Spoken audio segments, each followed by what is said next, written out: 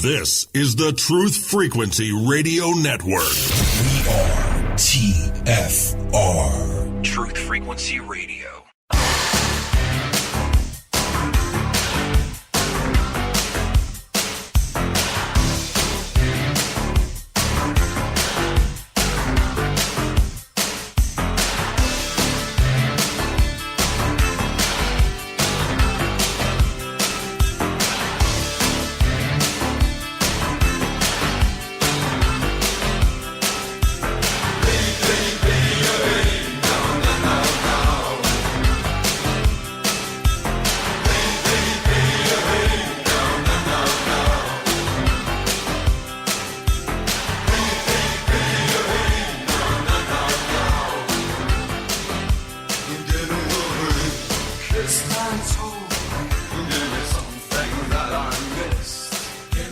Broadcasting straight to you from a spaceship currently hovering over Harper Valley, Indiana.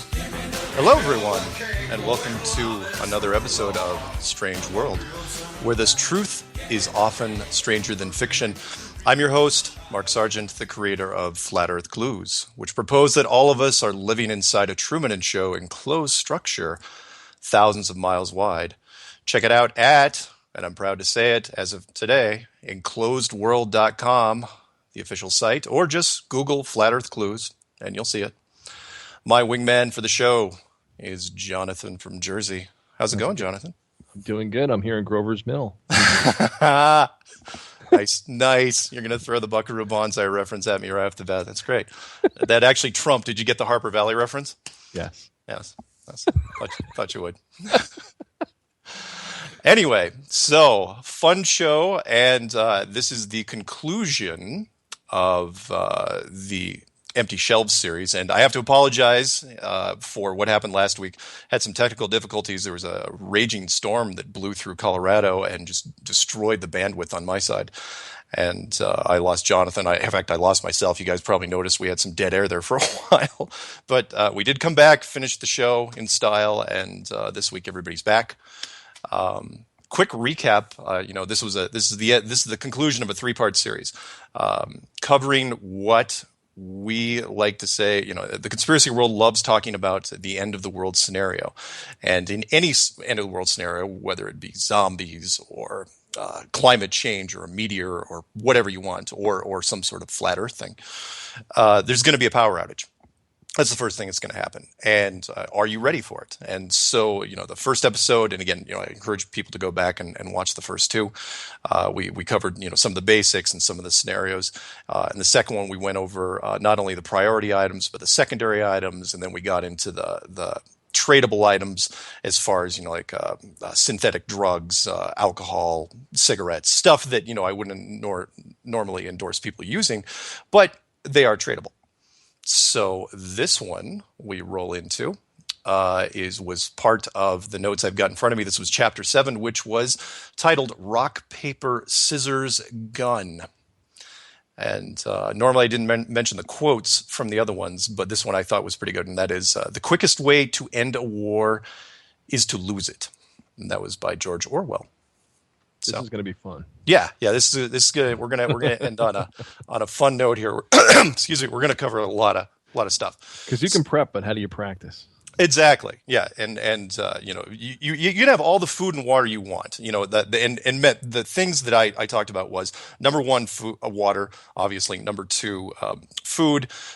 Number 3, light source, and then number 4 in my book was something to defend it with. And this is where we segue into it. So, this topic raises a lot of eyebrows and passions. Americans are so divided on the issue of gun control and lethal weapons in general.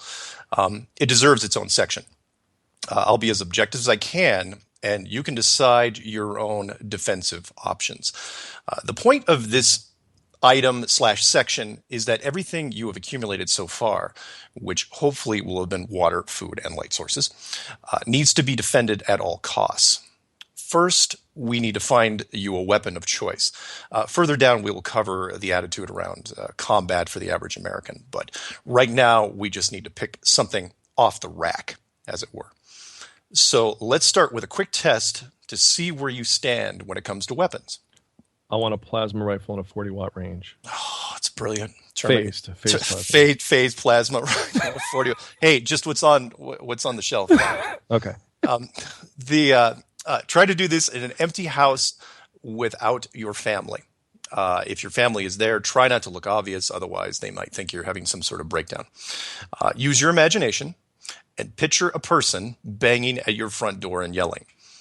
You don't know who it is or how many people might be there with this person. What you do for sure know is that they intend to cause you some sort of harm. If it makes it easier, pretend it's a burglar with a violent side. We've all entertained that thought at one point or another, right? Whether deliberate or not. You need to defend yourself right now. You have 60 seconds before that door comes crashing down. And if at this point, see what would you do basically? And normally I would ask people to pause and go off and do their own thing. And the object is to get people in the right mindset of, okay, what would you do if somebody was banging down on your door? I've seen Home Alone 1, 2, and 3, so I'm prepared even without a gun. The marbles, the micro machines on the floor. The anvil, the paint cans, the anvil. Yeah. No, those are all good. But what I try to tell people was, it's like, look, actually, literally, and I know people don't like thinking about this because this is not necessarily a happy thought. But what would you do if somebody was banging on your door right now? Do you know what you do in the next 60 seconds? So, I try to say, okay, do something, right, and then come back. Excuse me. So, when you were imagining this in your mind, did you immediately go to the kitchen and fumble around for the biggest knife you could find? A la Glenn Close in Basic Instinct, was that it? No, it was the other one. Fatal Attraction. Fatal Attraction, That's yes. what it was. Did you grab a tire iron you had sitting in a closet, or a big wrench? A pair of scissors, perhaps? When you got this life-saving device, did you think where you might be standing when the door opens, what to look for? Are you going to hold the knife with both hands in front of you, waving wildly, like the wife in The Shining? Threw another movie reference out there. We do a lot of these. Or perhaps go charging in like Glenn Close in Fatal Attraction. You're protecting your family from an unknown threat. This person isn't going to go away. The weapon you chose in this case, do you really think it's going to stop whatever is behind that door? All right. And this is where I preface the big thing, because there's a lot of people, regardless whether, I know most conspiracy people are into, they have no problem with guns, but I'm pitching this out there. So I'm not asking you to buy a gun. You may hate guns. You may be or know someone who has been a victim of domestic violence or some other violent crime, like one of my neighbors. This section is not meant to offend you. I'm also not going to offend the red meat eating gun enthusiasts, some of which have an unnecessarily large stockpile of firearms and think that it's their right to accumulate even more. The attempt here is to try to find a happy medium, one that will keep you safe without looking so militant that people think that you're going to start a revolution. And I'm not talking a flat earth revolution. I'm talking, a militia, like a Michigan militia type thing. This is about weapons. Any weapons that you are comfortable with and will use if someone tries to take something that is yours. We are assuming here that if someone says, please hand over your food and water, you won't just roll over and say, God bless you, like my mother might. That would be a pretty silly ending to your efforts. But by the way, the clack of a shotgun, as opposed to the, thumbing back of a revolver and whatnot, has a much more psychological effect without even have to use it. Excellent. Anybody who's smart will hear that, and yeah. Excellent point. Yeah, there's documented studies on that. Many times, especially with the police, when you're cycling the shotgun on a pump action, it's loud enough and distinctive enough, and Hollywood's helped with that as well. That people will give up. And actually, I think I don't know if I mentioned that later in this or not. We'll see. If you're into baseball bats, then grab a bat. If you're into knives, grab a knife. If you think you can hold your stash, your entire stash, with a 9-iron, from your golf club bag, by all means, go to the back of your Range Rover and get one of those. I'm not picking on people that own Range Rovers. I'm just saying. And knives scare me, by the way. I'll come back to that later if we touch on that. Oh, I'm not a knife guy either. You and I see so eye to eye on some of this stuff. You know exactly what I'm thinking, right? Yeah. Oh yeah, knives. Yeah, I'm not a fan. And some people are really good with knives. I'm going, hey, fantastic for you. You guys will probably last the longest.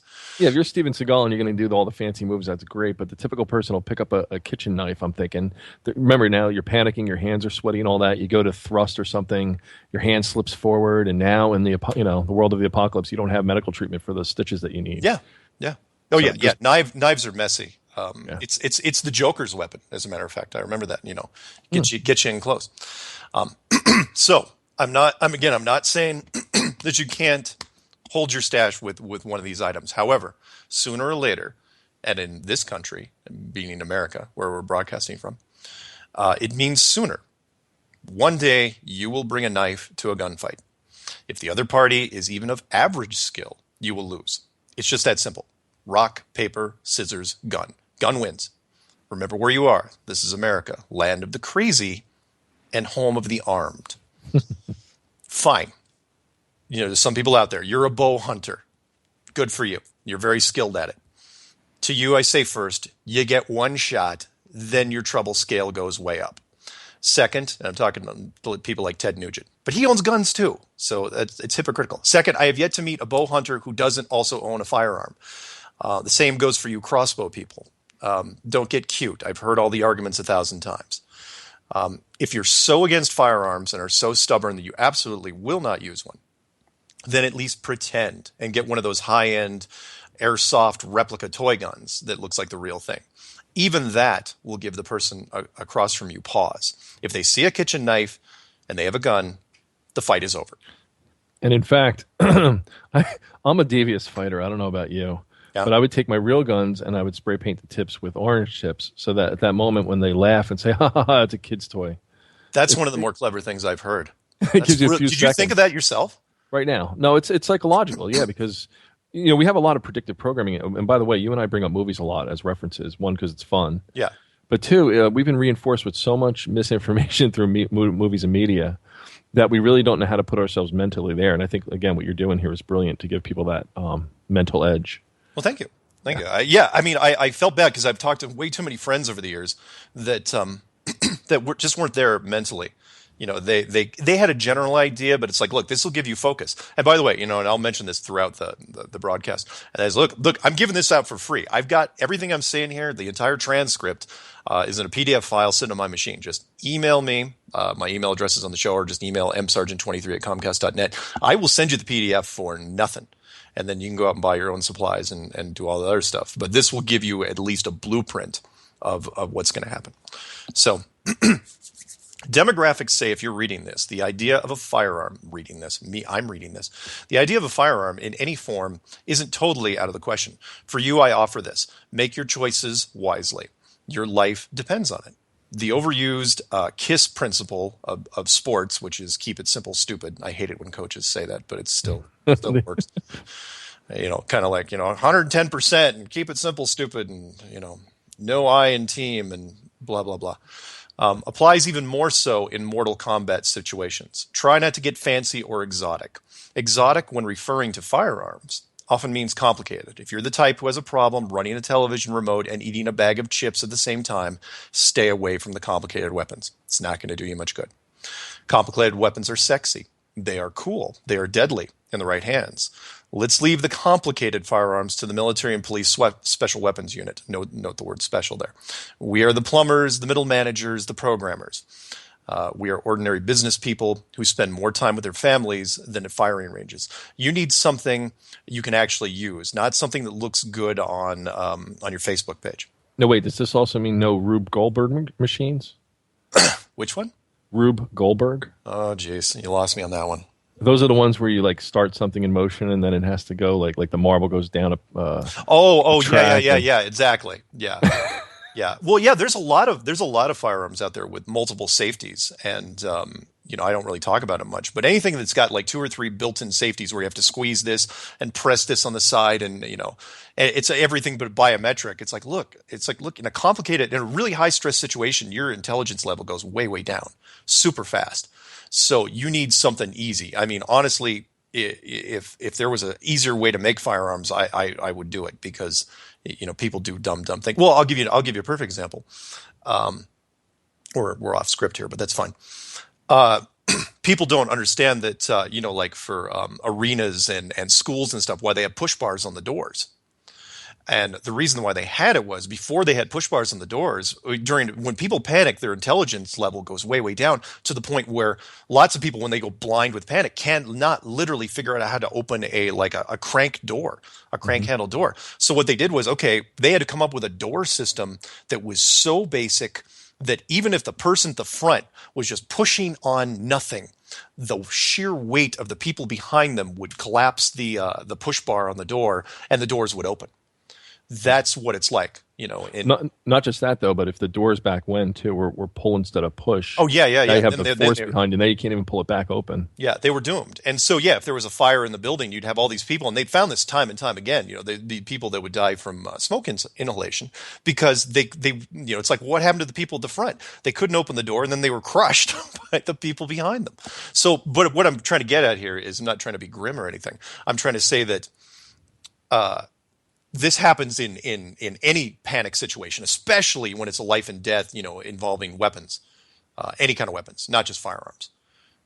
People get, it's real basic. People say, well, they act like cavemen out in the battlefield. It's like, yeah, it's because they're acting on pure instinct a lot of times. Anyway, your weapon should suit you and you only. Don't plan on a universal weapon that others will use. Don't plan on your spouse using it. They can get their own. I've been studying small arms for 25 years, and there's a lot to consider before purchasing one. Forget what the magazines say, and forget what your buddies down at the gun shop tell you. Treat this decision even more carefully than you would in buying a car. It's that critical, if you decide to do it. This small piece of metal and plastic, or wood and metal, could save you, your family, and everything you hold important from tragedy. It's interesting. How many forums have you been to over the years where you see these arguments, these empty arguments that go from anybody from the big muscle jarhead guy that says, yeah, I got the biggest 454, and because somebody will come on and say, well, my wife's looking to get a gun. And my question would be like, how tall is she? Is she athletic? How much does she weigh? Does she like to shoot? Is she afraid of sound? There's so many factors. Oh yeah. That are going to give you an edge. And yeah, there's lots of little subtleties and I hung out a lot. I hate to say this because it makes me sound like a nut job, but I hung out at a lot with the guys down at the gun shops, and I learned a lot. About that you saw the different customers that would come in, and you figured out who there was this weird stigma about it. There's some people that would buy something and without knowing even what the hell they were buying. And you knew the guys that they were going to take it home. They were going to literally never take it out of the box. Right. They were just going to keep it under their bed, and that's what they were going to feel safe with. And which is fine. That's totally fine. I completely understand that. Well, here's something you probably never heard either, and I'm sure nobody on the radio here has heard. Ready? Any of the listeners? Sure. When you go into a gun shop and they say, well, what kind of game you shooting? Civilians, mostly. Unarmed and unarmored. Nobody ever says that, right? But in reality, what we're talking about here is shooting people. People, and really for that, what do you? Yeah, it depends what you want to do, and we'll kind of cover the basics of the attitude behind it, because lots of people, you might be able to get them to buy a firearm, but to get them to actually shoot somebody, that's a whole nother thing. People think it's in the movies. When you're yelling at the screen, it's like, don't put down the gun. When whoever it is pointing the gun, their hands shaking, and it's like, don't drop the gun. But at the same time, a lot of people would do the same thing. Yeah. It's tough to do. With the exception of the one exception that I don't see any hesitation with anything I've ever read is the protection of family. Mm-hmm. And that is, look, if you have kids and those kids are being threatened, nobody hesitates in that situation, especially mothers. And don't think I'm being funny on this, or do I want to be more morbid? I personally, I don't ever want to see this scenario come to light. Yeah. So no, I totally hear you. So when it comes to the firearm for the average person, we'll just take one individual, whoever's listening, you. I quote the highly revered George S. Patton, decorated general of the U.S. Army during World War II, who once said, the basic principle of war hasn't changed. It is to deliver the maximum amount of firepower in the minimum minimum amount of time. But in layman's terms, what that means is fire the biggest weapon that holds the largest amount of shells. The concept, though now 60 years old, is still valid. From a single person point of view, it comes down to body weight, what you were talking about earlier, muscle, and the energy your firearm delivers. It's common sense that a 120-pound woman would be hard-pressed to fire an elephant gun on a regular basis without suffering some heavy bruises or maybe even a dislocated shoulder. On that same line, it would be kind of a waste to have a 240-pound man firing a tiny pistol designed to hunt rabbits. In a stressful situation, shoot the biggest thing that you can comfortably. That's the operative word there. Don't shoot something that's going to be like negative reinforcement. Don't shoot something that's going to affect you like jogging affects you. Jogging's like when they say if you're out of shape, the worst thing you can do is go out and go jogging because it's so painful and horrible, and the side effects are so awful that you're never going to go jogging again.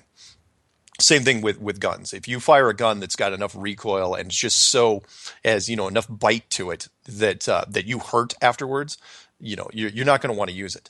So, just saying. Numerous survival guides will tell you that in the long term, you should own at least one rifle, one shotgun, and one handgun, with a generous amount of ammunition for each. This is not bad advice, but a little hardcore for the average citizen. For this exercise, let's reduce it down a bit. We'll make it easy for the listeners here. And again, keep it simple. One rifle or shotgun, your choice, and then a handgun as backup. All right, now, before you go into this, because you have it broken down to categories, which are great. Yep. Can we both pick one as we go down to the categories? What, right now? Like as we get to each one, like shotgun. Oh, absolutely. Your favorite, absolutely. My favorite. And if you want to change your tune, if I convince you one way or the other with some of this, absolutely. Oh, yeah, I always yield to the better answer. I have no ego on that. Okay. If I was going to pick, even before reading this, I would better not pick my answer. By the way, the what? Don't pick my answer. By the way. Oh crap. Go ahead. Okay, you pick first then. No. What category are you doing? Oh well, I'm going to do. You can see how rehearsed we. Yeah, we do not do pre-show here. No. Let's talk about movies some more. Do rifles first. Okay. Well, yeah. No. Actually, we're doing shotguns first. Okay, shotguns first. But we're doing a quick summary before that. Okay. So the summary goes like this: if you have to choose between a rifle and a shotgun, I'd probably choose a shotgun for an everyday neighborhood environment. Rifles have greater range, hit harder at greater distances, and carry more shells. Shotguns hit much harder in the first 50 yards, but aren't good at long range and hold fewer rounds. You, me, and just about everyone else that isn't accurate at longer ranges. I mean, I'm actually not a bad shot, but I'm not a great shot by any stretch. So a rifle isn't going to help you much there in that situation. You'll have a chance to hit things from far away, but the percentage isn't very high. Rifles also have a double-edged problem, for those of you, and you guys already see this coming, and that is they can penetrate house walls very easy. Shooting at something inside a house and missing means that it'll most likely go through several other rooms, exit your house, and go into someone else's. I've got a story about that, but I'm not going to tell it here because it's kind of embarrassing, where I actually did shoot through a house. No need to start creating accidents that will haunt you later. On the other hand, if you're so convinced that in a gunfight you will be blind with panic and totally out of control, a semi-automatic rifle may be your only real answer. There is something to be said about pulling the trigger and letting 30 bullets fly in front of you, right? You're bound to hit the bad guys once, you'd think. There is logic there. Just remember that anytime you miss, the bullet has to go somewhere, and a rifle will be sending bullets hundreds of yards in that direction. So, there you go. That's the summary. Now, before you do this category, do you want to pick yours or no? Yeah. Okay. Yeah, I'm going to pick a pump action shotgun and a revolver. No, I meant any particular model? Oh yeah. Not that we endorse anybody, but yeah. I'm going to pick a Mossberg 590. Okay. It's the current military issue. Military. Yeah, I'll give you a little backstory on that because we're going to go to break here soon anyway, and. For years and years and years, most people don't even know the military actually has a dedicated shotgun. They not only do they buy rifles and pistols from manufacturers, but they also buy shotguns. And for years, going before, like into the Korean War and the Vietnam War, and all the way up until the I think it was the early '90s.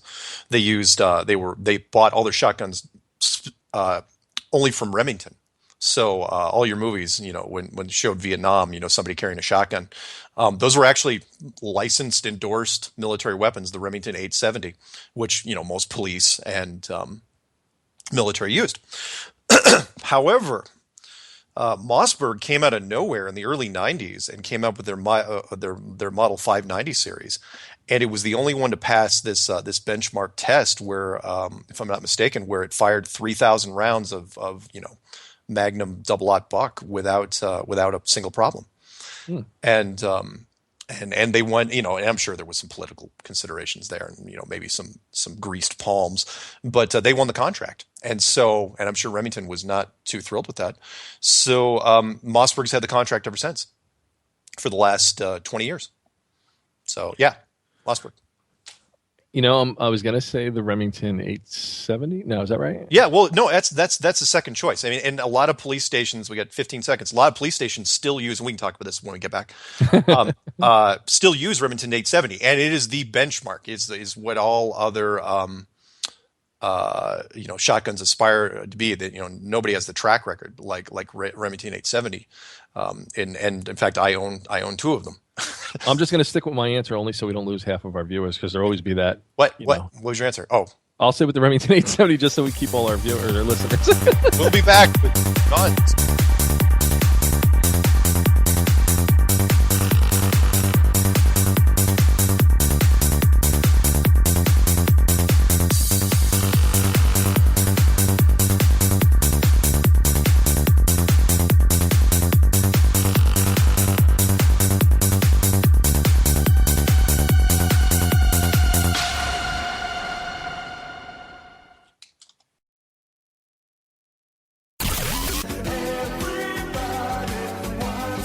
Exposing faux capitalism with Jason Erb. Sundays on Truth Frequency Radio.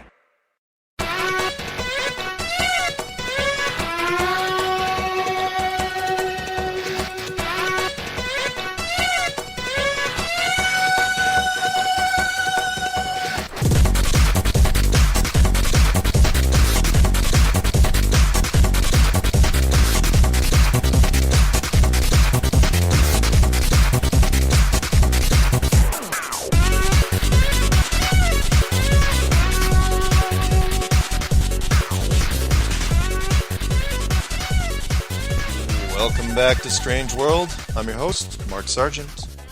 On with me is Jonathan, as usual, and we are continuing the discussion about guns and the survival standpoint, the end of the world, what choices you should make, and why we think you should make them. And where we left off was we were discussing the merits of the Mossberg 590 versus the Remington 870 as far as 12-gauge shotguns are concerned. And I know there's some newer stuff that's out there, but the military is still using the Mossberg 590. But again, the Remington 870, which is what you picked, great one. Yes. Again, I own two of them. One of them I think is within. Well, it's pretty close. And I'll tell you what, if there's any women out there, I say this because women just weigh less than men. That's the only reason I'm saying it this way. Yeah. The Beretta Extrema 2 shotgun. If you ever see the video on it, you can fire that thing with no recoil, 10, 12 rounds, like 3 seconds. Nice. Complete, and it works on, I think, a gas blowback system similar to an AK-47. Nice. So it's And I cover in detail in this in the PDF, the Empty Shelves PDF, which again you can get for free. Just email me msargent23@comcast.net. Doesn't cost you anything. I'll just send it to you. It's only 2 megs, and it's got wonderful pictures. And actually, the reason why I mention that is because under the shotgun section, it covers down the 6 basic types of shotguns. People don't even realize there's 6 freaking types. There's a break action with a single barrel, break action with a double barrel, break action over under double barrel, a pump shotgun, which most people are familiar with. You got your semi-automatic shotgun, and then of course the bolt action shotgun, which if you're using one of those, really you should sell something and buy something else. And then can I call you out on something? I hate to do this to you. Do it. There's one important one that you forgot, considering that it's the end of the world apocalypse. What? The pipe shotgun, like a homemade... A zip gun? A zip gun, yeah. Oh, Nice. Taking a 50 caliber pipe and converting it into a shotgun. That's good. Okay. If you can find the steel for it, or heck, even it's funny because nothing would go to waste in that case. So if people, there's like lots and lots of extra shotgun barrels lying around, and some people would probably saw those down and turn them into the best zip gun because that'd be the best steel for it. But that's good. Excellent. Yeah, even a last ditch, single use weapon that you can keep strapped to your leg or something like that, and then just whatever. It's just the pipe. Nice zip gun. Man, you're bringing everybody back on that one. I don't know what you're doing to me, man. I thought we were talking about something else when you 3 weeks ago. I don't know we'd be talking about any of this stuff. No, it's totally no. We were gonna delve into it sooner or later. So okay. So you've chosen a shotgun. Good for you. Shotguns haven't changed that much in the 100+ years. Excuse me, that they've been around. And there's a wide selection to choose from. You also need to choose between semi-automatic, excuse me, got something in my throat, which means you just pull the trigger and the weapon fires each time, or pump action, in which each shot needs to be chambered manually. You'll need to choose the size of the shell you want to fire, and I'll help you along the way with that. Pros and cons of semi-automatic. They are more expensive by a few $100s, at least. They have a narrower selection. Semi-automatic is usually found in bird hunting shotguns, for example. But there are some military models that are pretty good. If you want a good one that holds a maximum amount of shells, at the time that I wrote this, probably about 9, it'll run you about $1,000.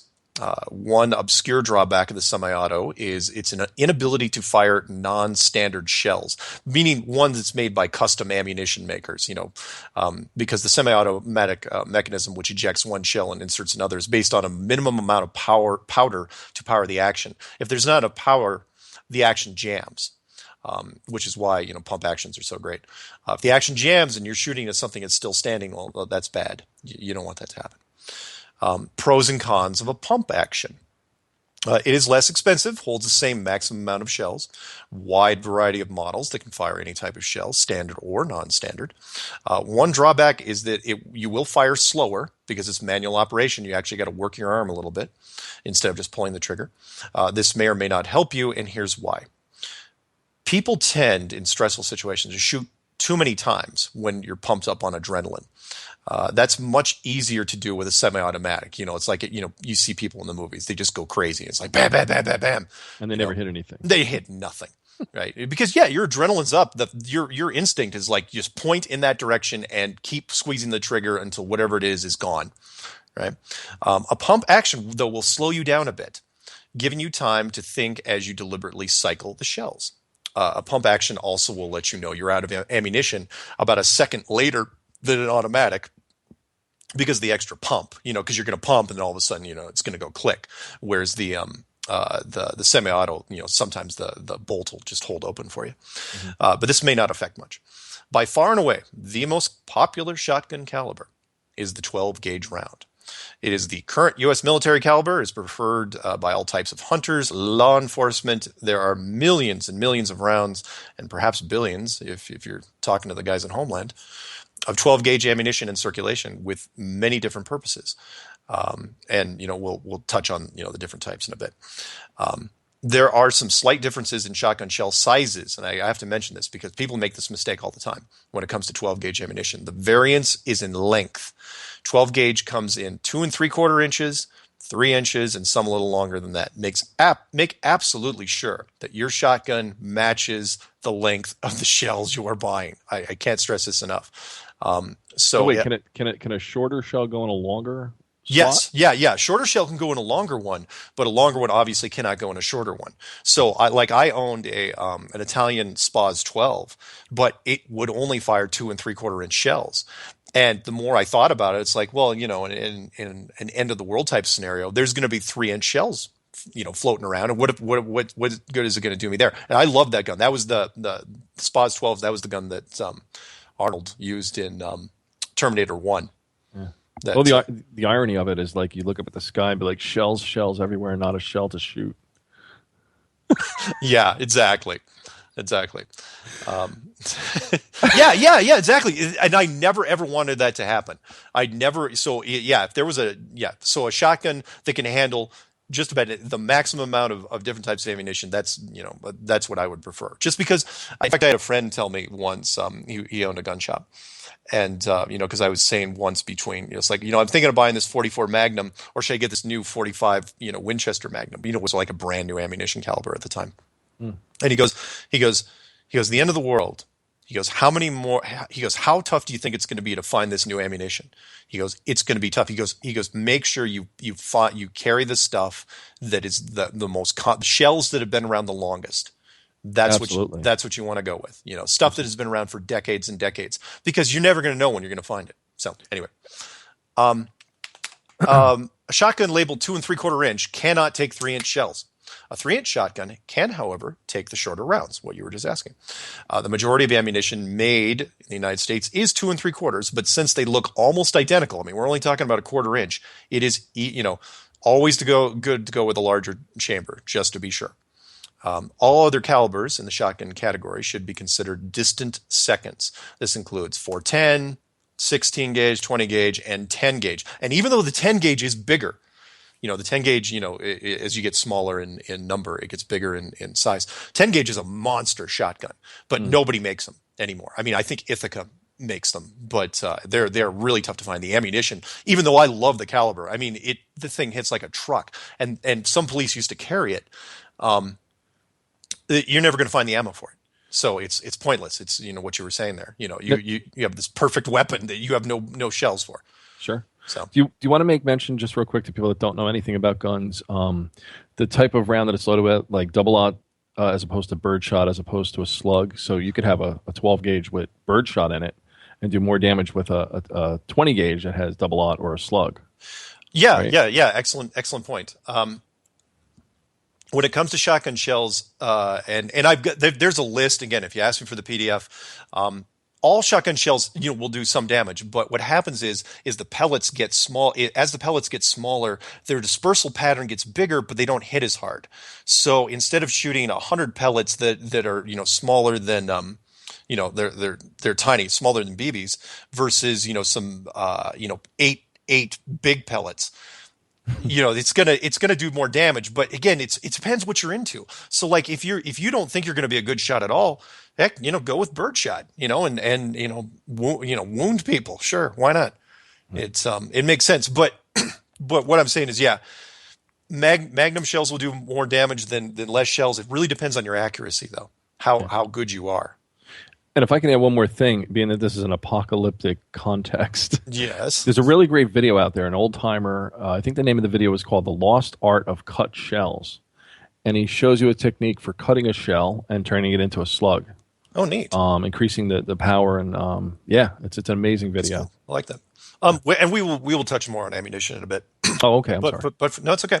But for now, we are going to go into rifles. So let's say you chose a rifle instead. So let's say you've chosen a rifle.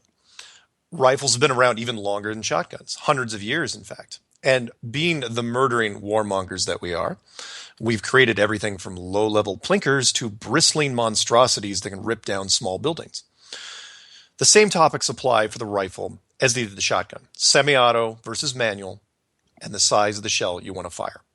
Let's get the easy choice out of the way. Choose semi-auto. When it comes to rifles, because there's so very few pump action rifles but we'll get to the others in a second. I'm not saying this because there's anything particularly wrong with a manual bolt action rifle. There is just a huge fundamental difference between bolt action rifles and, say, pump shotguns. Bolt action is where you have to lift up the bolt lever, pull the cement shell back, push it forward, and swing the bolt down again. This is 4 movements versus 2 for the pump shotgun, which is just pull back and push out. All the movie and television scenes where the guy with a bolt action rifle screws up and jams the weapon under high stress, that really happens. Right? Don't be that guy. Don't be like them and get eaten by the dinosaur or the giant crocodile or the mutant rat or whatever else seems to know that you're using a bolt action rifle in a life or death situation. Just don't do it. Whether it's a $400 off-the-shelf bolt action or a $10,000 gold-inlaid, custom-made, elephant-killing bolt action, it still works basically the same. It's 4 movements. Soldiers don't use bolt action. General police don't use bolt action. The only people that really use it are snipers. Why? No, go ahead. I was just going to say my favorite weapon for moving targets Yeah. is a bolt-action Carcano model 9138. Nice. The Yeah. Italian one, yeah, like Yeah. JFK, like they use. Yeah, the JFK. Yeah, nice. You missed that one. I did. And I just saw that 2 days ago. Damn it. We were just talking about it the other day. Yeah. The worst bolt action rifle in the world. The bolt action rifles are consistently more accurate at long ranges on a target that's only there for one shot. Yeah, there's a reason why bolt actions are there and why snipers use them. It's a closed bolt, no moving parts, nothing, no action cycling or anything. The rifle is stable and it's just one shot. It's about as accurate as you're going to get. If a bolt action is all you have, then try not to engage anyone at close range. If you do, chances are you have one shot. Treat your strategy like you're using a musket or a bow. In fact, I think even a bow would be faster than a bolt action, depending on, if it's got a clip underneath it. The semi-auto rifle, though, comes in all sizes, and being that we're in America, God bless us, you have an enormous selection of semi-auto rifles in front of you. Even after all the bans and restrictions over the years, it is ridiculous the amount of stuff that's out there. Why? Here's why. I'll give you a little backstory on this. Back in the early 1980s, in fact, it was even the 1970s when this started. Some Hollywood producers, Hollywood actually is the reason for this, realized the popular Clint Eastwood series, Dirty Harry, and everyone knows the quote, and I'm not going to play it for you here, has increased the sales of the 44 Magnum revolver by leaps and bounds. And you know the quote I'm talking about, where he says, where he's pointing the gun at the criminal, and he says, I know what you're thinking. Did he fire 6 shots or only 5? Well, being that this is a 44 Magnum, the world's most powerful handgun and can take your head clean off, you got to ask yourself one question. Do I feel lucky? And Clint Eastwood delivered it so well that it just resonated with people, and all these guys just ran into the frickin' gun shops and started buying Smith & Wesson Model 29, and I own one. Hell, I'm guilty of it. 44 Magnums, the Clint Eastwood, gun, and it did not take that long. So, what happened when Dirty Harry was released? It increased the sales of the 44 Magnum revolver by leaps and bounds. So, in collaboration with the major U.S. and then later foreign manufacturers, Hollywood started giving every leading man. You remember this in the 80s. A sexy gun of some kind. And the firearm makers in turn started churning out civilian versions of the same weapon to the public. It was really movie marketing. They fired the same shell, held the same number of bullets, and looked identical. The only difference was that they weren't machine guns. And a machine gun is, where you just hold down the trigger and it just keeps firing until it's empty. I actually have an 88 Magnum. It shoots through schools. Oh, Johnny Dangerously reference. Excellent. And you can't even say that nowadays. Back then, I guess you could, but but you can't. Yeah, you can't use that line. I apologize to anybody that was too sensitive for. Yeah, and that was really just a 44 Magnum with a real long barrel, and that was Joe Pesci who delivered that line. Excellent. No, wait, Joe Piscopo. Damn, Joe Piscopo. Damn. I'm sorry. Sorry, no, you got me. You got me on that. Okay, one. he's a Jersey boy. Yeah. The public response was very enthusiastic, and the general public bought everything in sight. Remember, I was there. The gun stores went crazy. Every year up until the Brady gun bill was passed. Remember, it took over a decade for that thing to be passed. The gun makers created more and more exotic weapons for the public. Some of these included drum-fed shotguns, which are now, class 3, plastic pistols that held 100 shells, rifles with shotguns bolted underneath them. And if you want the perfect example of this, I have to use this quote. I know I overuse movie quotes, but I got to use it. Is Predator, the original Predator with Arnold Schwarzenegger and Bill Duke and Carl Weathers, Jesse Ventura. Every one of those guys was holding some high end, everything that they had on them, with the exception of the minigun, you could go into the store and buy, and that's how crazy it was. And that was 1987, I think. So. And you're lucky you still live in out west, because New Jersey's like the worst state for gun laws. Gun laws. Oh my God. Yeah. Don't get me started. One side effect of this, whether deliberate or not, is that America is now the most well-armed civilian population on the surface of the earth. True story. Not exactly an appetizing target if you're going to invade.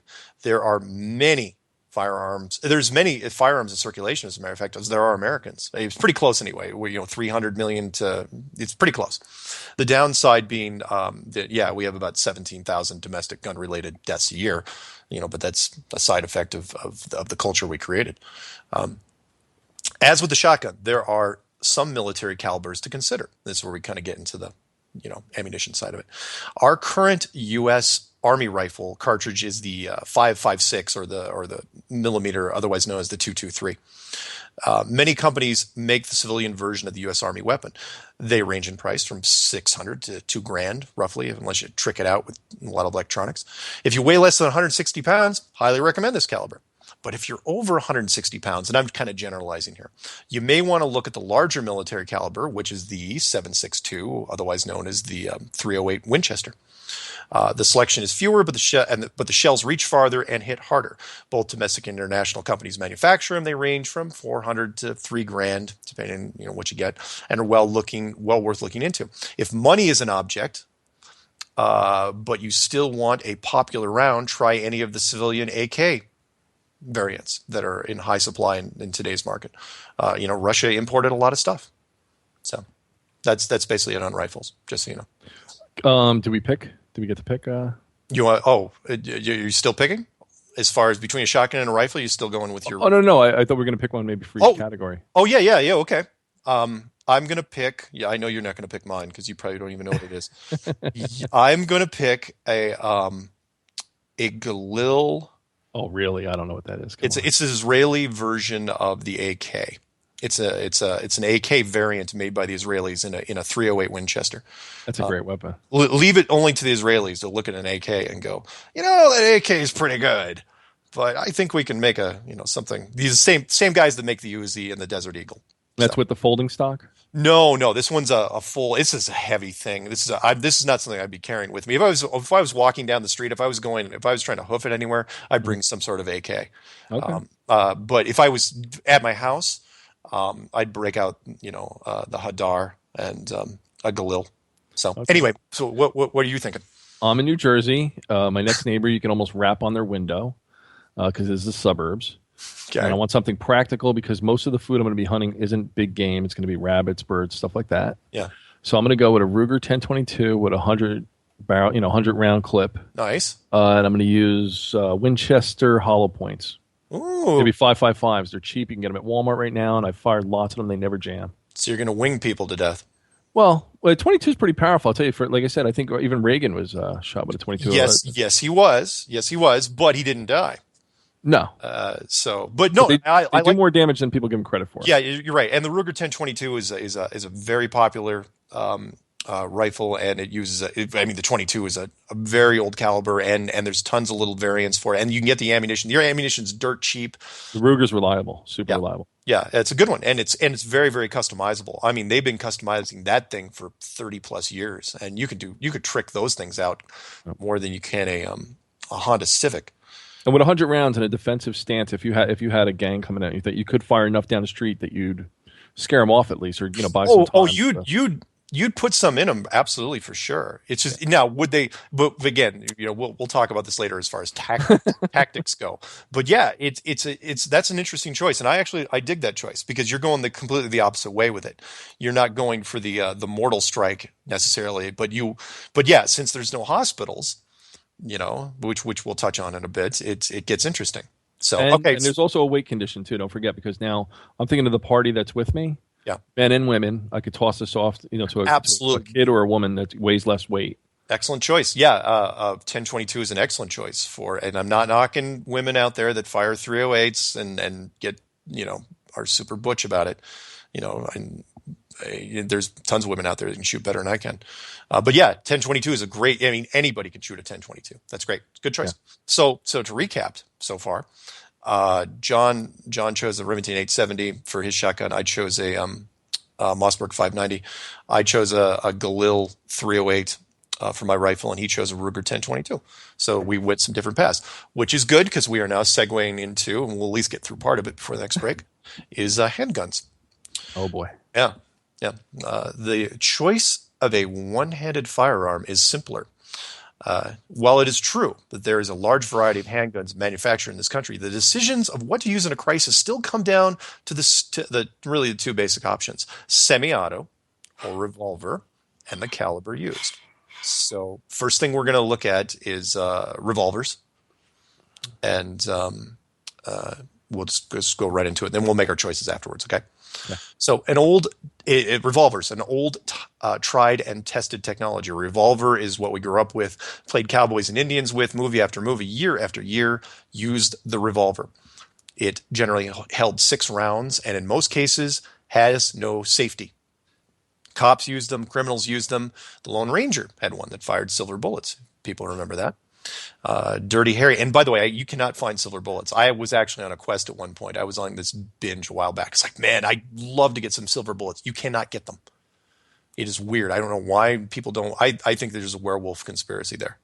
They don't make them? Seriously? Yeah, you can't get them. I don't know if it's, I mean, you might be able to find a custom guy that could mold it for you, but you go on the internet, try to find a freaking silver bullet that works. It's impossible. I don't know why. I never thought of that. Yeah. Yeah, again, I think the werewolves, in conjunction with possibly reverse vampires, have some sort of clampdown on this. Anyway, Dirty Harry used one for most of his career, the Smith & Wesson Model 29.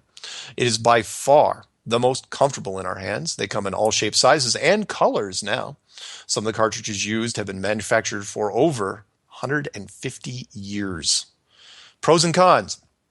In the majority of revolvers, you have 6 shots, fast you can pull the trigger.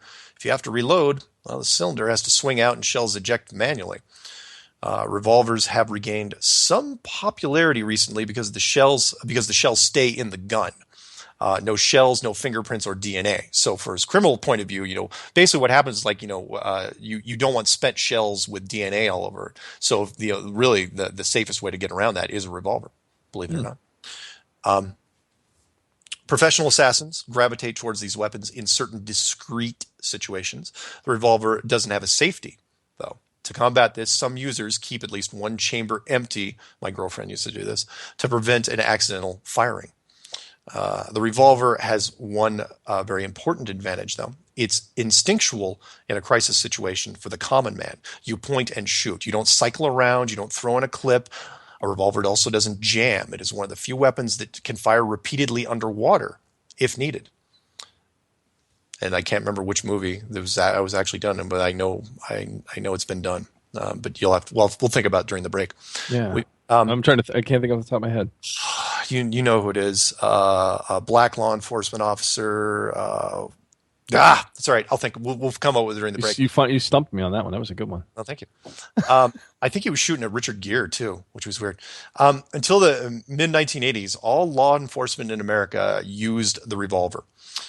When the military type weapons began entering the civilian population, and because that's mostly because of the drug trade, and the criminals got better weapons faster.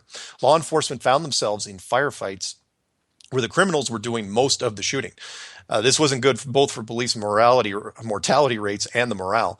It was then that law enforcement switched from .38s and .357 revolvers to their semi-auto counterparts, evening the odds.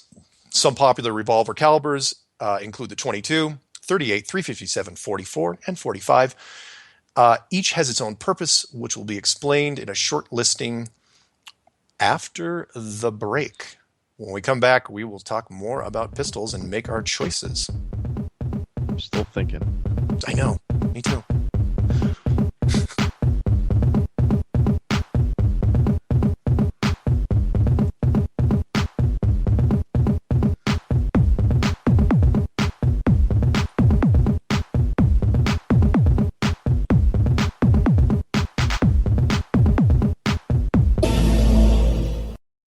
Real people, real radio. Wherever you are, make it TFR. Truth Frequency Radio.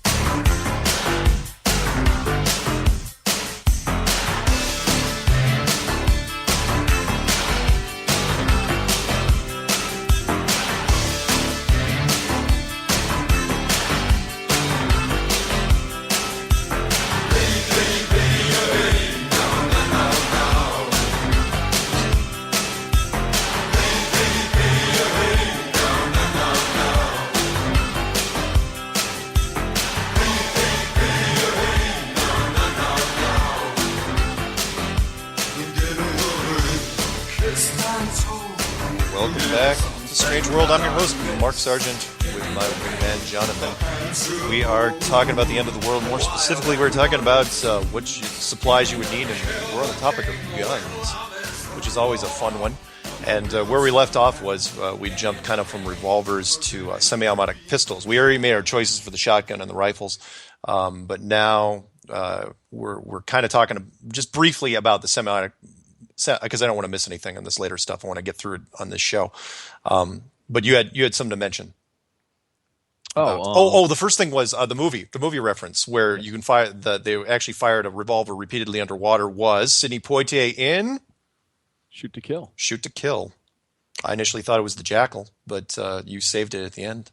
So, but the other thing you wanted to mention was practice makes perfect, wasn't it? Even if somebody just, well, unfortunately, ammo's, of course, expensive and now more scarce. Otherwise, I would say go out and practice like, was that Glenn Ford in The Fastest Gun Alive? Nice.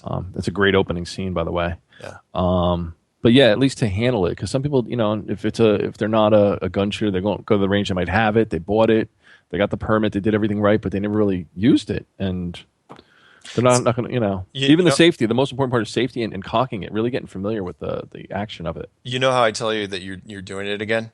Why? Yeah, well, because the next section is actually called gunplay. Oh. and if you can't see it, the PDF is really quite cute. It's a chimp literally holding a Glock. It's not a CGI thing either. Can you tell that I was the kind of guy, and I think I showed you my high school transcript, that didn't do homework? Yeah, I always hated guys like you. So, but yeah, in fact, as I'm reading this, you'll just start chuckling, I'm sure. All right. So you don't use firearms on a regular basis. The range fees can be expensive. Ammunition isn't free. And quite frankly, we're normally way too busy to be playing with things that we're never going to use in a practical situation anyway, right? Get real. Stress and panic turns us all into idiots. The reason they put push bar levels on auditorium doors is because when people panic, they forget how to use things. Like door handles. Learn the basics. Get to a range and practice every once in a while. Even if it's a couple times a year. If you're listening to this on your iPod and the power's already gone out and you're listening to a recording you downloaded, you got problems. Right? But first thing is, don't freak out. You're holding a gun, not a cobra. Right? It's not a snake. Both are deadly, but this one is built to protect you. First thing is, make sure the safety is off when you are ready to shoot. The whole point of the safety is to keep you from shooting things accidentally, like your underwear drawer, which I actually did once. If you think you'll forget, I blew away the entire thing of underwear, by the way. Then Nice. Take the safety off. I'll tell you after we're done, and leave it off for the duration of the apocalypse. Yeah, I mean the safety during the apocalypse, fine. You want to leave it on because you have a family. That's great. Just know what you're up against. 2, aim for the legs. This was taught to me decades ago, and I firmly believe it is the best method for house-to-house fighting. Shooting the legs means there's a good chance your target doesn't get to stand up anymore. Put your enemy on the ground, where they are much slower. Shooting the legs doesn't kill them right away. This should make you anti-killing people, and you know who you are, feel a little better. Shooting them in the legs creates an obstacle for the person behind them. It gives you options. All the targets in training about hitting someone in the torso, talk about hitting vital organs. It's good advice. I'm not going to knock it, but it doesn't cover body armor. Even if your adversary is only wearing a T-shirt and you hit their stomach, they're going to be standing for a little while longer. And some police will say, well, no, they might go down. Well, that's fine. But shooting someone in the foot, yeah, they're going down. Watch the movies. Watch anything. You shoot someone in the legs, they're going down. I would love to talk with you about this one topic for hours, because I've gotten yelled at by cops, by everybody in forums where I've suggested this. Yeah. And it's like, I work on people every day, and you take somebody out in the arm, like you said, body armor. Yeah. Center mass would be what you would think. Yeah. But you shoot somebody, I played semi-professional paintball. Yeah. And I tell people, listen, you want to practice for real guns, go outside, take off your clothes, don't wear any safety goggles, and shoot at each other with paintball guns. Yeah. It'll at least give you a halfway idea of what it's like to have something whizzing past your head. Yeah. Not that you want to shoot somebody in the face, obviously. No. But and even getting hit in the arms and stuff like that, because all of a sudden, even with the adrenaline kicking in, you're not like reacting the same way you think you would as soon as you get hit. Nope. Very true. Very true. It's a morale. It demoralizes too. Like the morale is hurt. Agreed. Agreed. And fear. I'm sorry. No. Totally. You're totally cool, man. Again, if we don't fish, we don't fish. That's totally no. It's good because people can ask. It's like, look, if you're going to finish this thing, it's like, well, you can email it for the PDF and you'll get the ending. Okay. 2, count your shots. Sounds silly. Count your shots. I cannot. Was that 9 shots or 10? Exactly. If you're not, and there's a movie that came out a couple of years ago called The Day, and by God, they actually did. It was an apocalypse situation where ammunition was so scarce that they counted down. That was the best part. So when they knew their weapon was below 10 bullets or 10 shells. We're talking about the future though too, right? Isn't everybody going to have Google Glass where the number, just like in a video game, is going to float out in front of you in the bottom left corner? Nice. I'm sorry. If you're not yelling out some movie-inspired Viking battle cry, then try to count how many shots you're firing. It sounds juvenile. I agree. Counting your shots let you know how close you are to being empty, and count down from 10 down to whatever. Being empty is bad. Most studies, look this up, most studies of all small arms combat have proven time and time again that in a one-on-one gunfight, the person who runs out of bullets usually wins. Count your shots.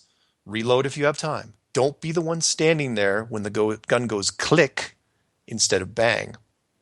Right? And then that was a dude reference there, just for a second.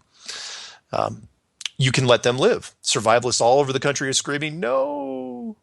My history teacher from 10th grade was one of the first to tell me that if an intruder comes in with the intention of sending you straight to the grave, your only logical choice is to shoot them as many times as possible. I used to like this advice. I may or may not follow this advice. This advice isn't perfect. Here's why. You're not a killer. Okay, maybe some of you are, right? But the rest of you aren't expected to end anyone's life. Guns and the images of death follow each other everywhere. You can do what you want with your gun. You can fire a warning shot in the air. You can fire a warning shot next to their head. I'm aiming for their legs. If you wound them and they retreat, they will carry themselves out of your place. But if you empty 20 bullets into them, guess what?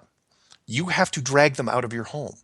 This is America. There's some heavy burglars out there, heavy people.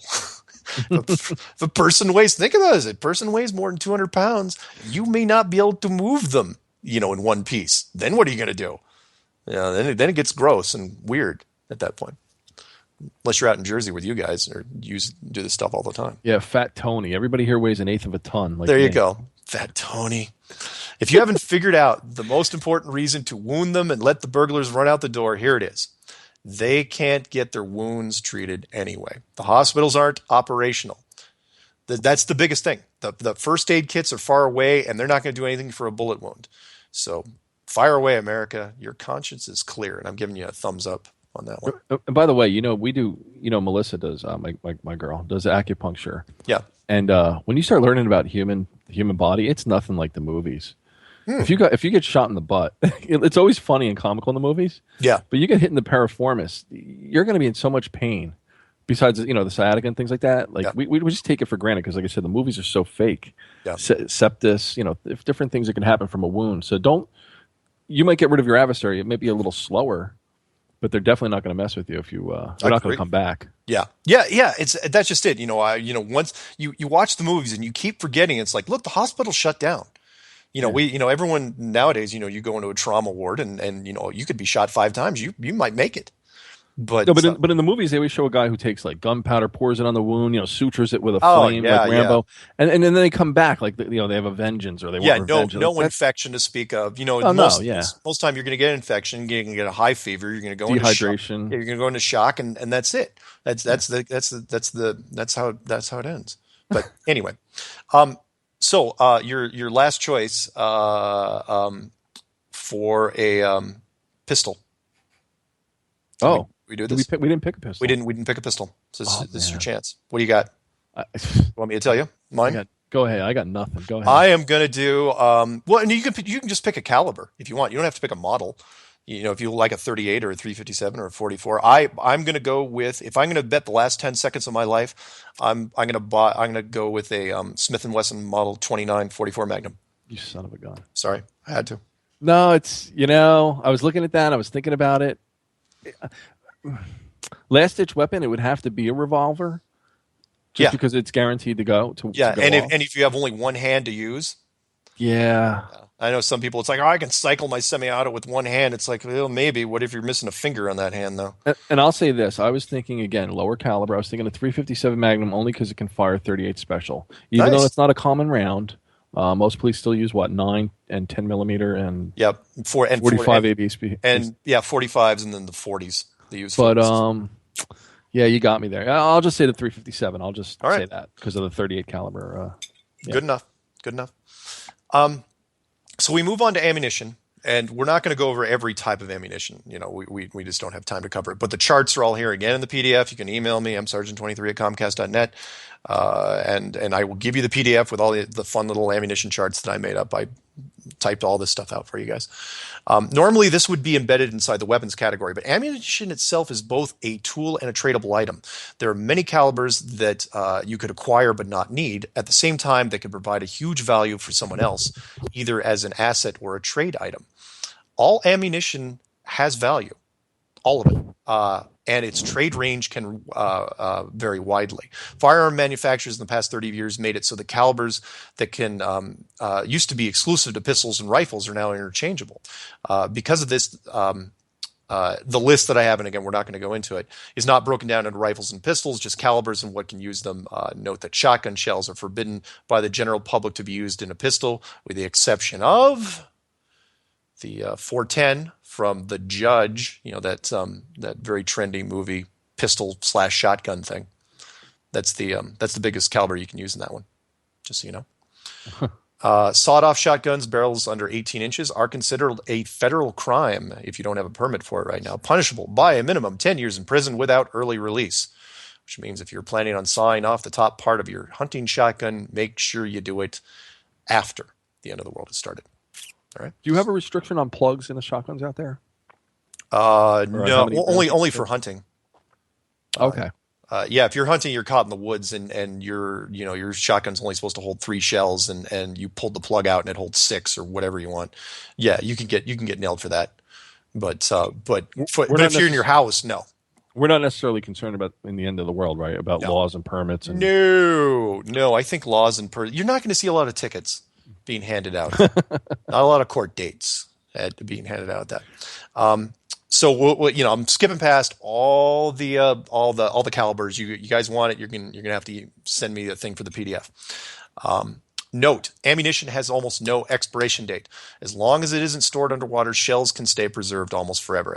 At the time that I started doing this, there's still, in fact, you can still buy ammunition manufactured in the 1960s, currently being sold around the world, especially in 5.56 and 308 calibers. Can I ask you a question? Because you obviously know more about guns than I. Yeah.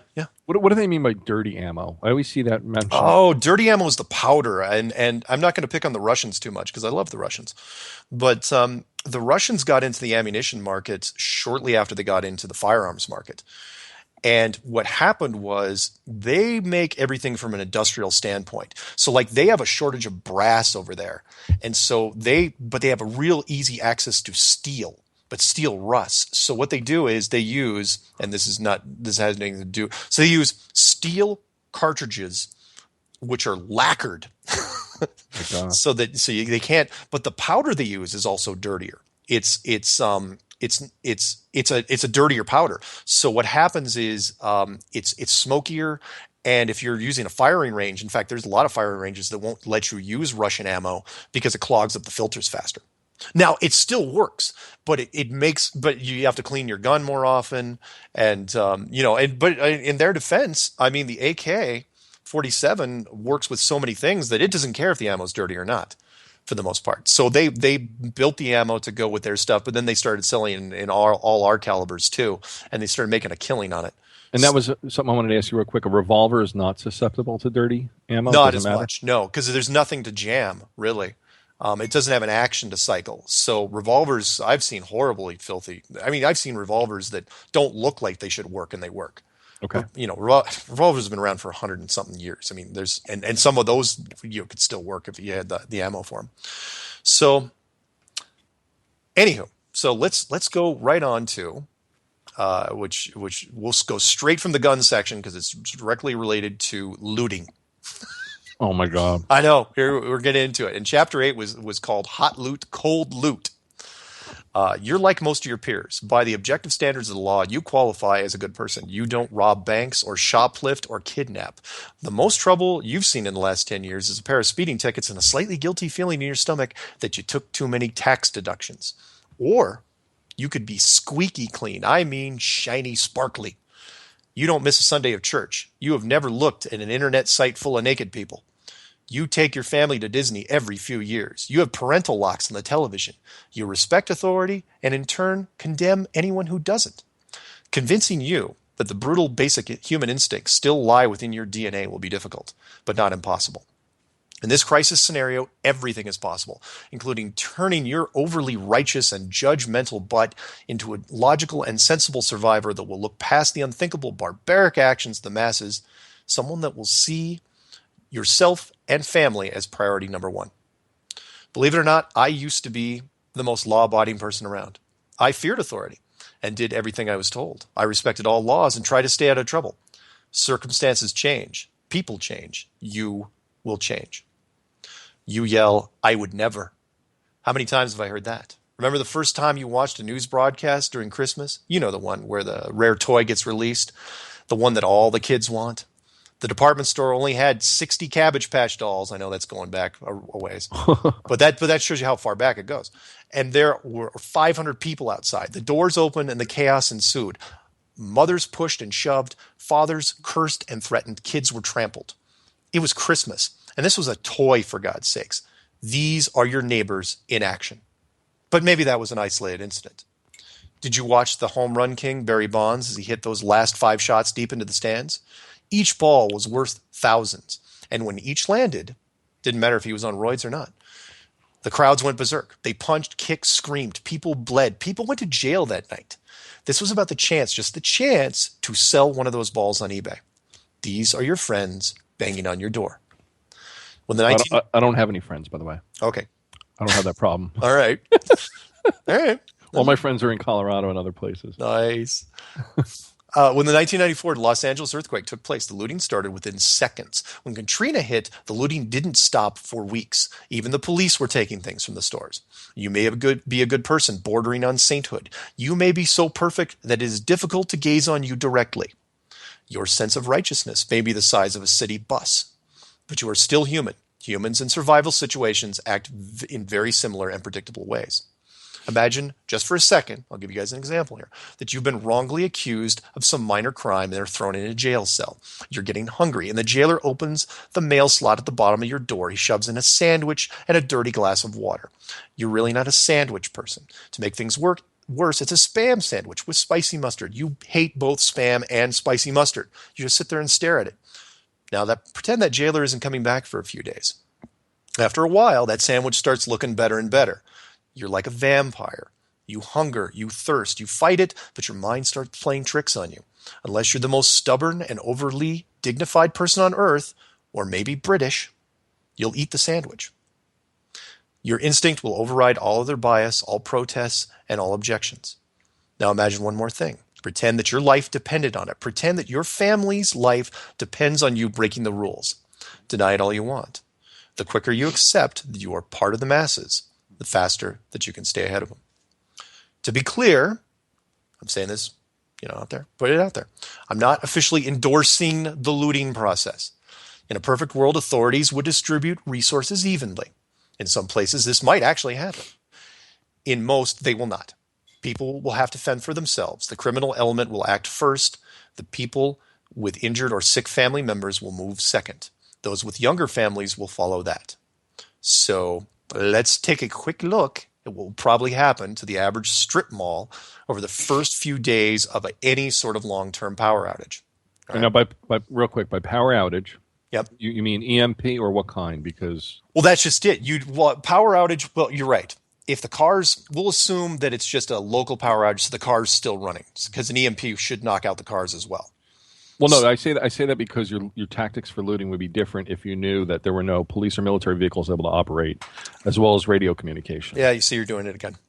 Well, I'm sorry. No, because that's exactly what we're going to. The point. All right, we're just going to go straight into it. But yeah, your instincts are I'll great. shut up. No. It's good. It's good. It's totally good. Okay, from 0 to 24 hours. This scenario assumes that there is a loss of power only, with no hint of why or when it'll return. At first, the power outage is seen as a curious anomaly. Everyone is on standby. Order is contained. Routine burglaries see an increase. Some outlying liquor stores are robbed, as well as some smaller stores that sell small, expensive electronics, such as phones and portable music players. Hospitals automatically switch over to backup generators with a limited amount of fuel. Their clock is ticking. Most of the gas stations close. Large amounts of local law enforcement are allocated to traffic control. A number of intersections have officers running lights with LED batons. Grocery stores pack what they can in ice and close their doors. Some smaller shops, sorry about that, I just want to make sure everything was working, attempt to stay open with calculators. Convenience stores along major roads begin to raise prices on popular items. That's the first 24 hours.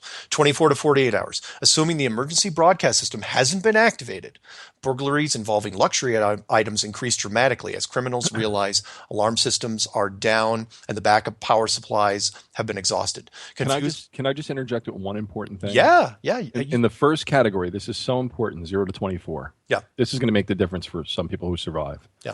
If it's nighttime and the power goes out and you go outside and you look up the street, we have a busy avenue. Mm-hmm. If there's no cars running, you can't start your car. Immediately start looting. And by looting, I mean pick your location and get your water, your supplies, whatever. Because before people realize what has happened, I'm talking about an EMP. Yeah.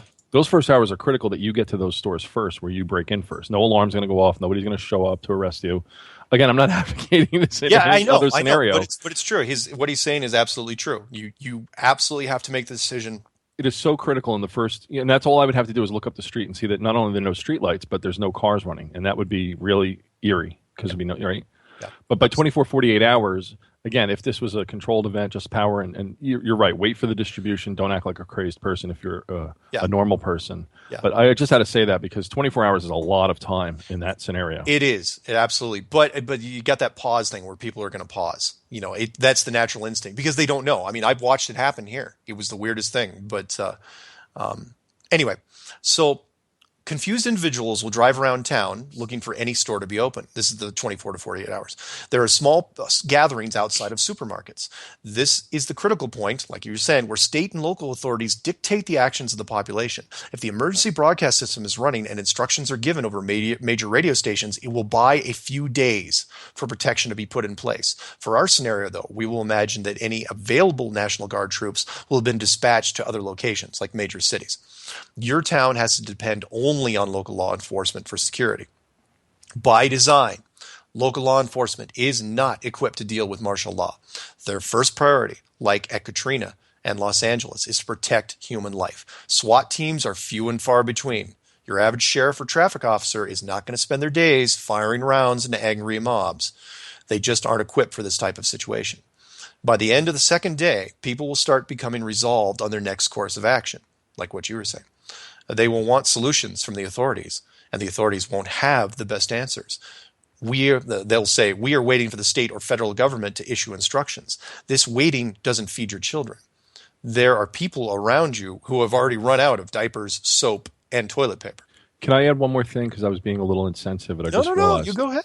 Absolutely. I forgot the larger demographic that this is broadcast not only to Americans, but the whole world over, right? Anybody can access this. That is true. Yep. If you live in a smaller town, like I've been through on the motorcycle, and you actually know your neighbors, and you live in a rural town, and you have a small little convenience store, and you do have a main street with one street light, my tactics are different. I want you to understand this, that the neighbors here in New Jersey, in many cases, don't know each other. Yeah. It's a different scenario, so it's kind of like fend for yourself. But when you know the people that you're around, of course, try to organize at your local church or your town, VFW or something, and actually have a better organized plan. I don't want it to sound like I'm a gavone, which in Italian means a pig, eats everything. No, not at all, man. No, everyone's seen the movies. They know what's going to happen. It's going to get ugly in a hurry. So, yeah. But I'm thinking small towns, you could control that a little bit better if you have, potentially, yes, potentially in a small town, like Jericho, the television series, when they had that nuclear war thing. So let's say I'm going to get through this one paragraph and then we'll go to our last break. So 48 to 72 hours. 2 to 3 days. The resolutions will manifest as day breaks. At first light, friends and neighbors will again start gathering in front of the larger supermarkets. They will start congregating in front of Costco's and Sam's Club. The things they need are in darkened stores. Supplies are just sitting there. The registers don't work, so the items can't be paid for. The aisles are very dim, so it isn't safe to shop. The general population won't care. The only thing sitting between them and the things that power their comfort zone is a single law enforcement unit, because they're going to be stretched so freaking thin. The bold individuals will approach the lone officer, friendly at first, asking questions about when the store might open, casually suggesting ideas about letting a few people in, taking names and phone numbers so the store can be reimbursed later. Those sales pitches will start to get old after the first few dozen times. The officer will use the radio occasionally to show the growing crowd that there is backup if needed. We'll be back with more End of the World.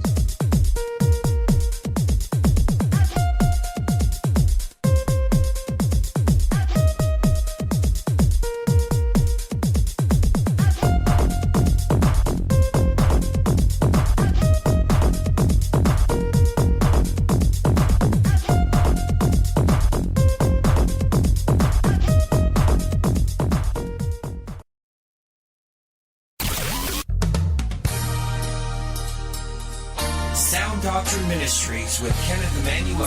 Sundays on Truth Frequency Radio.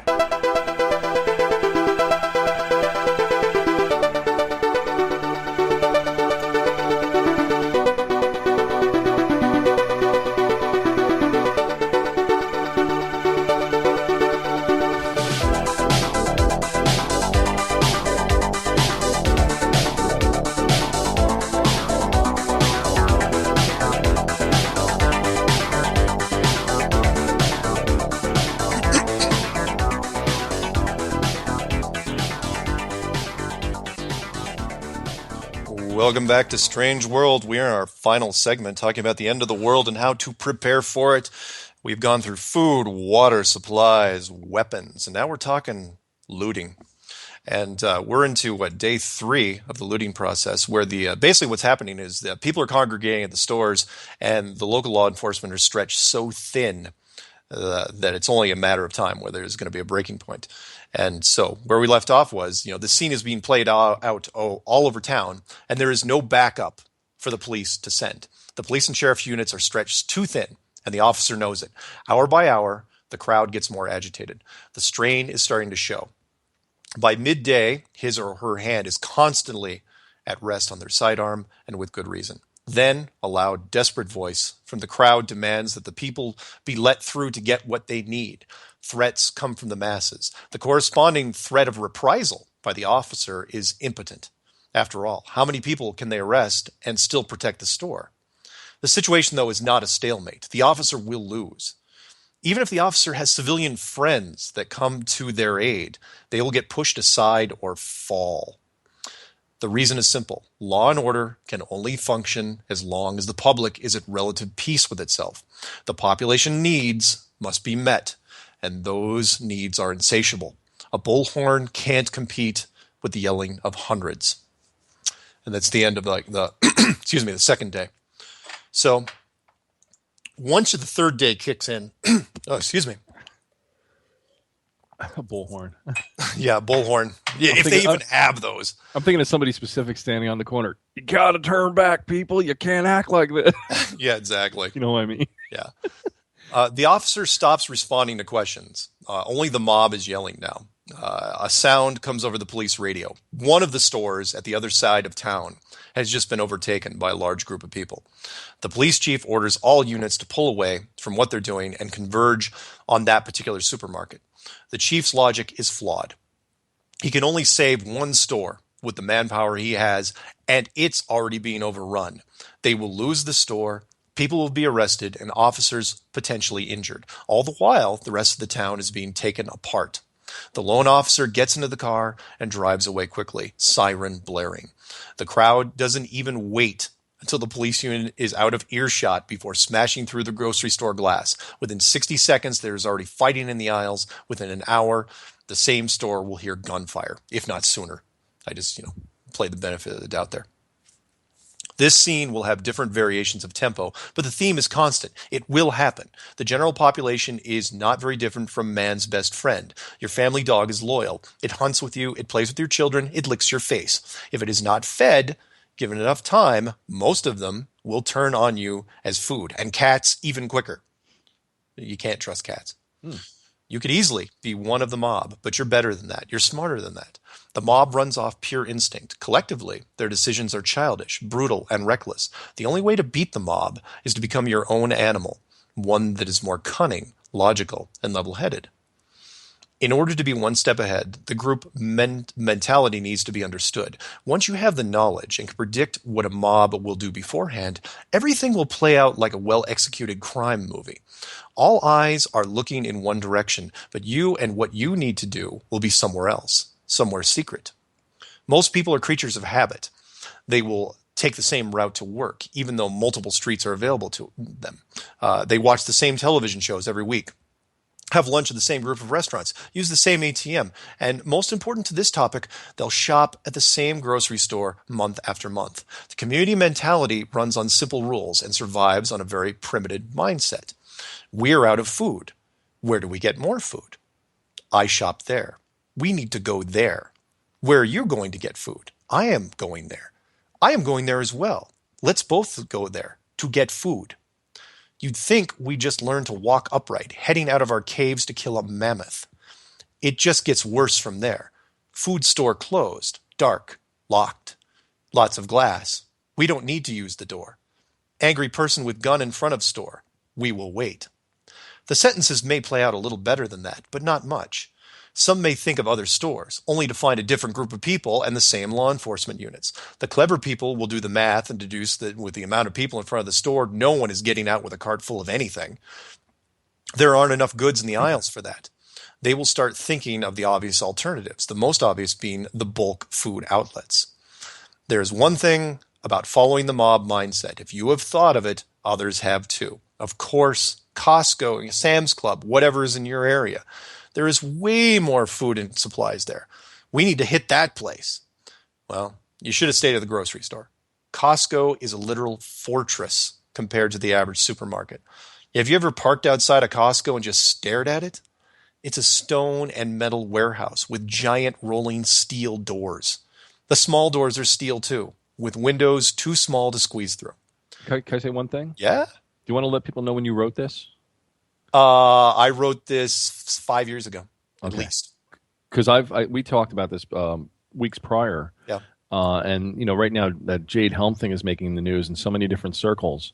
Yeah. Which mentions a lot of this, but you had thought about it. I had thought about it first. Yeah. This isn't something like that you're writing for that scenario, but No, I am not writing this for Jade Helm. No, this was written. I initially wrote this for Planet X. Believe it or not. No, I wrote this for 2012, and then I got into the Planet X thing.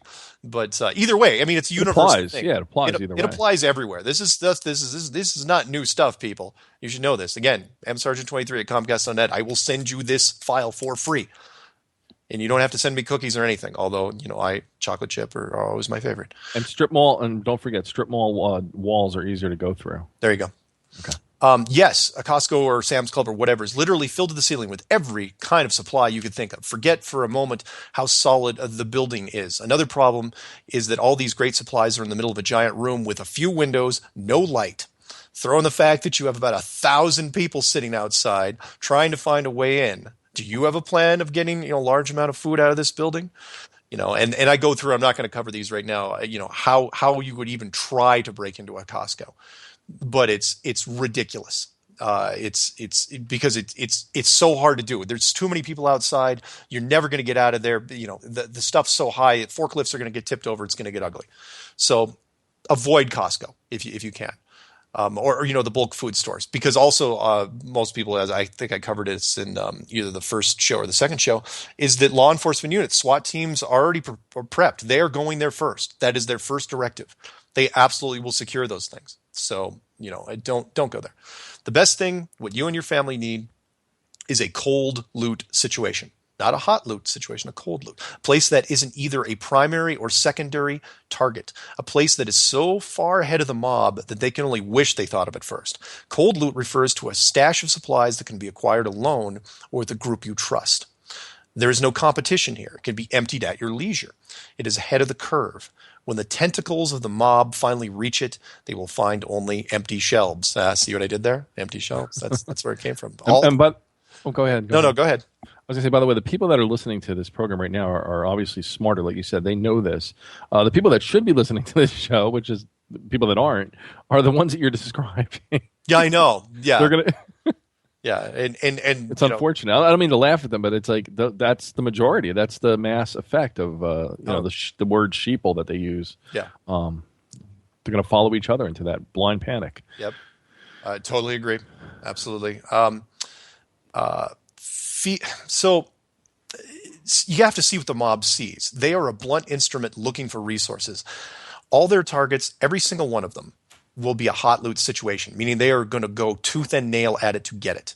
So what I'm going to lay down for you in the next 15 minutes, and then we'll call it good, and is the primary targets and the secondary targets, where the mob will go first.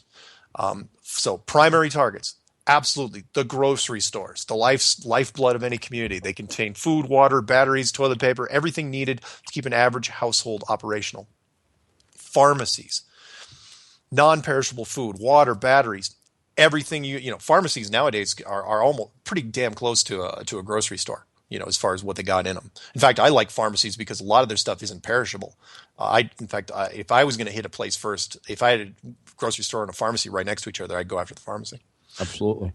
Bulk food stores. Absolutely. They are going to swamp that place like zombies, literally. And they are going to have to, and SWAT our special weapons team will try to keep them out. Convenience stores, your 7-Elevens, your whatever you got, your regional convenience stores. The first week of the outage, between these four things, the first week of the outage is an orgy of acquiring consumption materials. The grocery stores will be bare, emptied in a frenzy of consumer madness. The adjoining pharmacies will be hit almost simultaneously. The bulk food stores will be the biggest challenge and most likely produce the highest amount of casualties because the higher concentration of people combined with a collision of well-laid plans. Some people will try to drive into the store. Others will try to access some of the food and supplies. It'll just be a nightmare. Again, Costco is just a death trap. There are huge stashes of basic supplies in a bulk food store, enough to last a well-organized group years if it was rationed. But there will be more than one group that will make a play for it. That's the problem. Plus, if you don't have a lot of ammunition, and I don't even think the police have thought about this, I'll give them a tip if anyone's listening. It's like, man, you better have a lot of ammo going into a bulk food store, because you're going to have to use suppressing fire constantly to keep people away. And if once you stop using suppressing fire, well, it's game over. Then you're going to make a run for it. But not for nothing, if they were smart right now and listening, they should put some lock boxes on top of the roofs of these places and get the ammo up there now. Good. Hey, that's good. I like that. It's like that. There are people going, why are you helping the police? You're obviously part of the Illuminati. And we are. I'm not going to. No, we're not. He's in the NSA, and I'm part of an organization that prefers not to be named. The only good thing to say about convenience stores is that each one is so small, a single vehicle would be able to empty out the entire place in less than 30 minutes. And that's a fantasy dream. It's a great thing for anyone that wants to loot. It could be done with 20 garbage bags and vehicle headlights to illuminate the store. Easy enough to do. So that's all their primary targets. The secondary targets include gas stations. They have some non-perishable food, some water, batteries, cigarettes behind the counter. Remember, those things are worth their weight literally in gold. Restaurants, also a good place to hit. Some canned food, some water and miscellaneous items. Hardware stores. They have some non-perishables food, occasional. Some water, some miscellaneous items, lots of batteries and, other stuff. Specialty shops, just about everybody's got some non-perishable behind the counter for the kids nowadays. I mean, if that just means a couple cases of candy bars, hey, it's better than nothing, right? Sporting goods stores, also good. As the primary targets being depleted, first-level alternative stores become more attractive to the mob. Even the smallest gas station carries a substantial supply of candy and chips. Restaurants vary in different types of canned food, but the rule of thumb is the better the restaurant, the better the stash. So don't go to a fast food restaurant. Pick a high-end restaurant. At least you can get some wine to trade and maybe some decent. There's some good stuff there. And by the way, just to reiterate, we're talking about a power outage, like the whole grid goes down, or we didn't establish how though. No, and that's the whole point. You don't know how.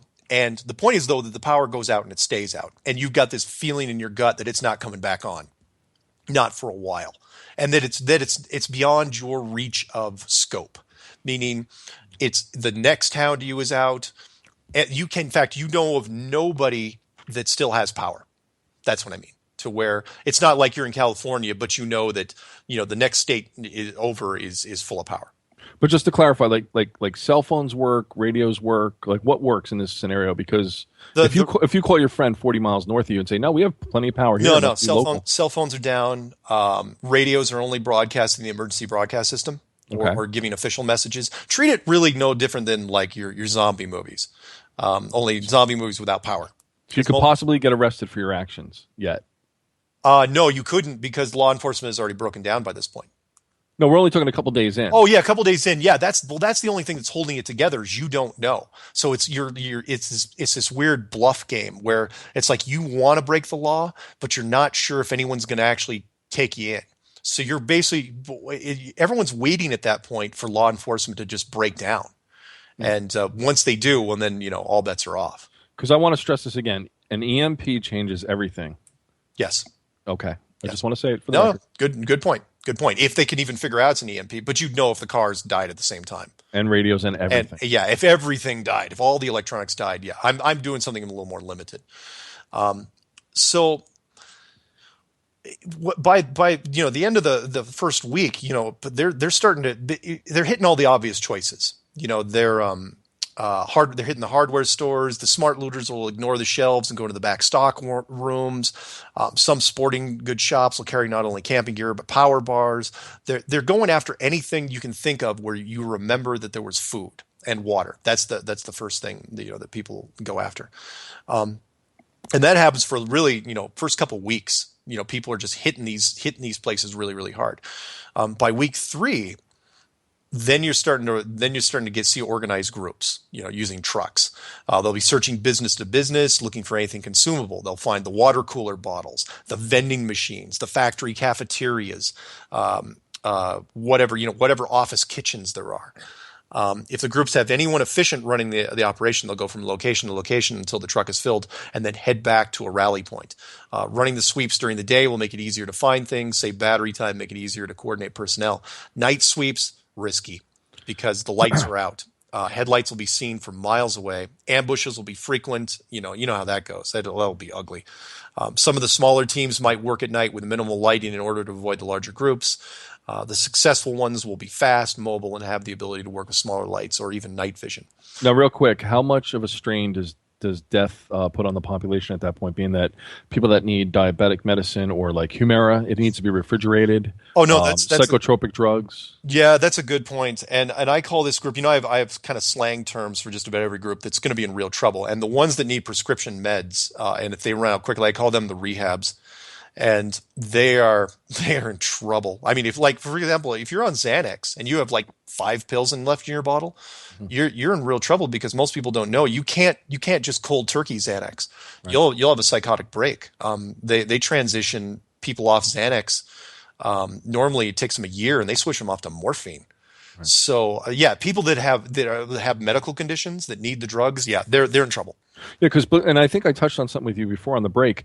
Fat people like me and others are going to benefit from losing weight, not eating the toxic. They're going to detox. They're going to actually become healthier by week 3. Yeah. But people like my mom, whose medication, like I said, is refrigerated, are going to suffer greatly. Yeah. And I feel bad. I do. Yeah. But it's inevitable in those cases. Where there's people. It's look, the pharmacies aren't going to be open. So the first thing to recommend to these people is cut your medication in half almost immediately. Right off the bat. If the power doesn't come back on within the first 24 hours, cut down on your medication just to buy yourself some time. And if I can tell people people that are on psychiatric medicine, wean yourself off it slowly. Take your whatever remaining pills you have and allocate them. Start cutting them at that point in that scenario, so that you don't have any brain shock or anything from getting off them cold turkey. Yeah, yeah, and for the more enterprising looters, hit the pharmacies first. If you want something. I mean, because hit every grab every drug you can because they're going to be worth so much, and it might be able to help you in your case. You might be able to help people with it, depending on how, what you want to trade for. By week 4, it gets bad. Because by the end of the first month, all the visible targets have been exhausted. All stores and shops that contain supplies that can be seen from the street will be gone. Soda machines would have been forced open. Specialty shops with everything next to the register, those are all gone. Office refrigerators containing non-perishable liquids, all those are gone. All the